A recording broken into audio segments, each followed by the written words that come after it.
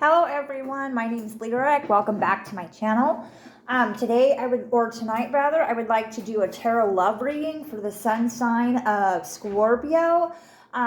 It's going to be a message from the divine feminine to the divine masculine, and we'll take a look at the connection.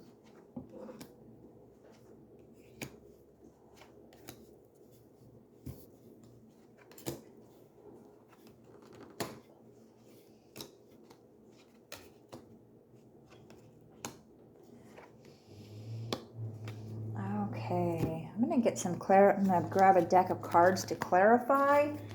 I'm trying to extend my readings, and one of my friends, who I also consider a mentor, she kind of told me that to help extend my readings a little bit, to just clarify more cards, which I could do. So let me just shuffle these ones, because I'm going to use these ones as clarifying cards. Okay. Let's see.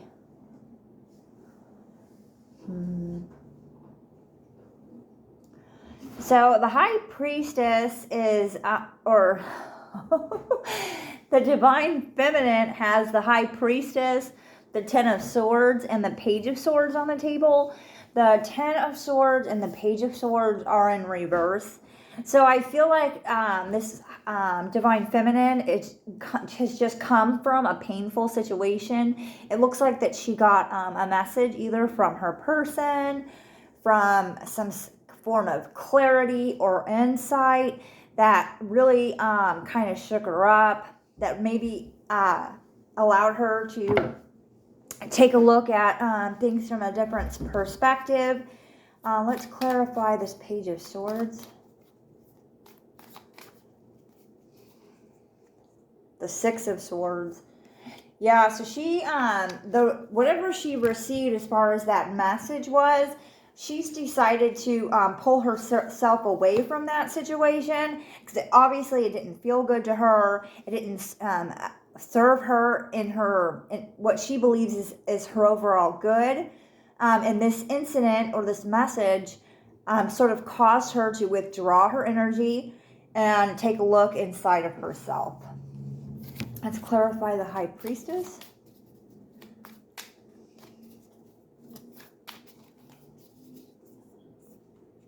The Ten of Pentacles.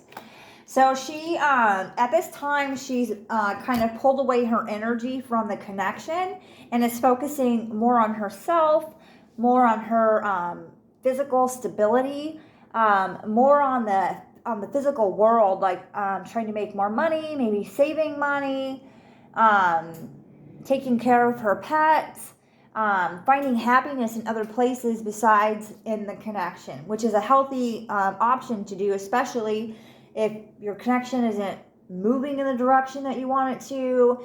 And also, if you're so obsessed with the connection that it's like all you think about, that's obviously not a healthy behavior or habit to be having. So to pull your energy away and focus on other things, be it work, your house, your animals, your children, combining all of those things together is a much healthier alternative than focusing on this one person to deliver you some sort of happiness. That doesn't really work out for most of us. That usually ends up in failure. So for the Divine Masculine, I have the Lover's card, the Hierophant, and the Four of Pentacles. So I'm going to have to clarify this energy, because his energy is all like the complete opposite of hers. Like he is like ready to throw down, like with a marriage proposal. He's feeling her up, feeling her down. He's not holding anything back. He is like really in touch with his Divine Feminine. He could also be committed to other things like church or places that he volunteers with. He could be a really altruistic person and devotes. Maybe he's a teacher. He devotes his time to others and spends a lot of time doing that. So maybe that's where this confusion is that he's spending his time on his passions, that he doesn't have as much time for this divine feminine, and she's a little disappointed by that. Let's clarify this Hierophant card.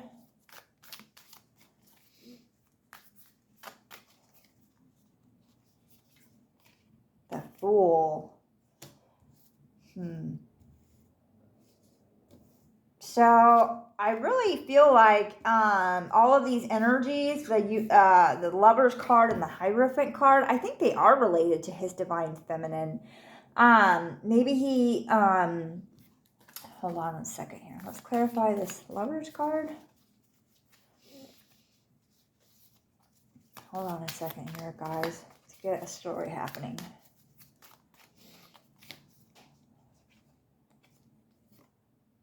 Three of Cups. So maybe he was coming on really, really strong to this divine feminine, and for some reason this divine feminine wasn't prepared for it, and she wasn't ready to have such a sincere and intense gesture of love extended towards her.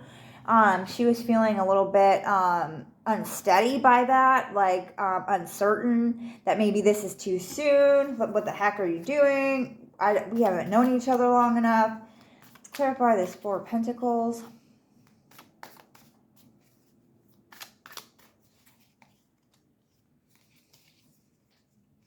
The Three of Pentacles.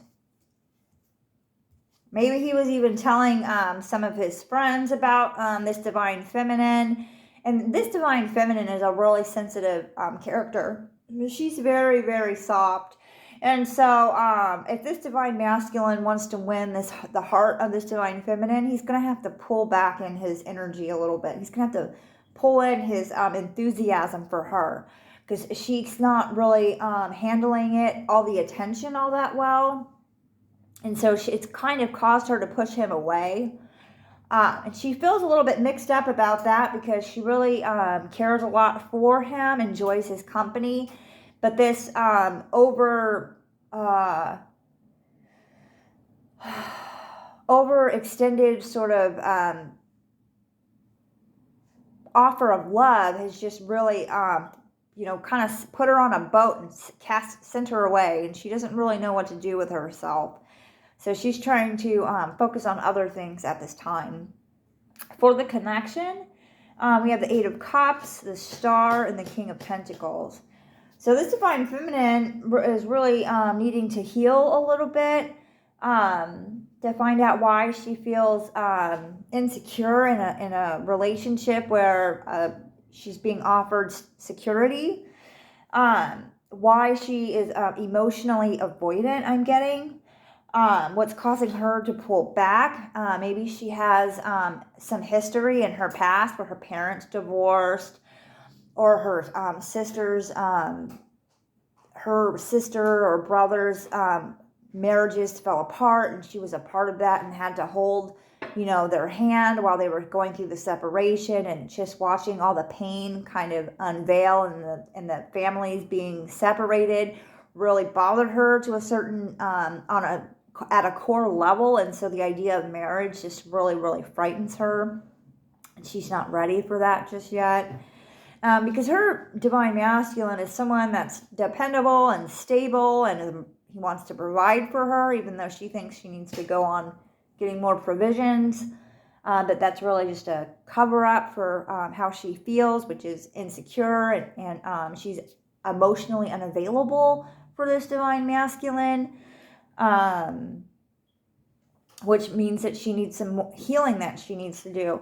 If you guys are interested in self-healing or learning more about a potential relationship that you're in, please feel free to check out my description box. If this reading resonates with you, also feel free to check out my description box. Let's get some oracle cards. Let's get some final thoughts from the divine feminine and the divine masculine. Okay, final thoughts.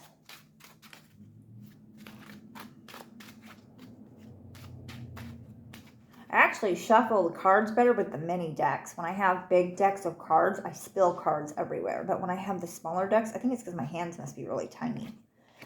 Okay, so I do see twin flame signs. So this divine feminine is feeling intense emotions towards this divine masculine.